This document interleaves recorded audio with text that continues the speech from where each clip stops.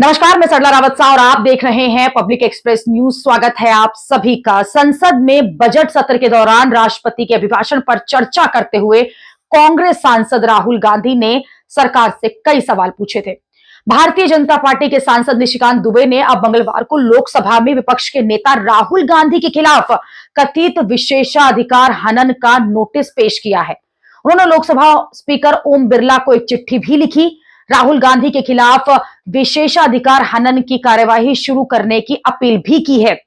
दरअसल सोमवार को लोकसभा में अपने भाषण में राहुल गांधी ने चीन की ओर से भारत के पूर्वी क्षेत्रों में विशाल भूमि पर कब्जा करने, मुख्य चुनाव आयुक्त और उनसे जुड़े हुए नियुक्तियों पर 6 मुद्दे संसद के अंदर उठाए थे, जिसमें सरकार को घेरा था। अब उसी पर संसद के अंदर, सदन के अंदर निशिकांत दुबे ने राहुल गांधी को चुनौती दे दी।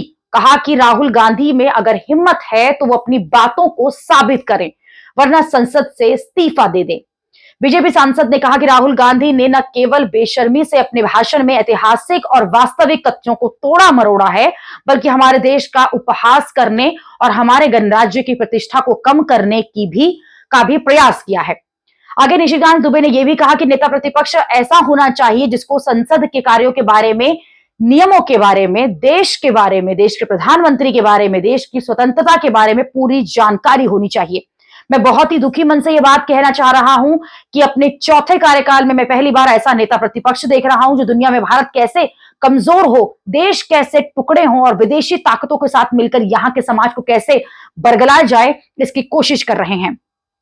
सोमवार को संसद के अंदर राहुल गांधी ने कई मुद्दे उठाए थे, जिनमें से चीन को लेकर, महाकुंभ में भगदड़ को लेकर, ये सभी मुद्दों पर उन्होंने केंद्र की सरकार को घेरा था।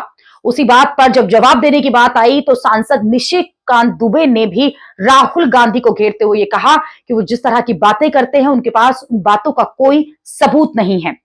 अभी के लिए इतना ही। अगली खबर में आपसे फिर होगी मुलाकात। देश और दुनिया की खबरों के लिए आप देखते रहिए, आप जुड़े रहिए पब्लिक एक्सप्रेस न्यूज के साथ। धन्यवाद।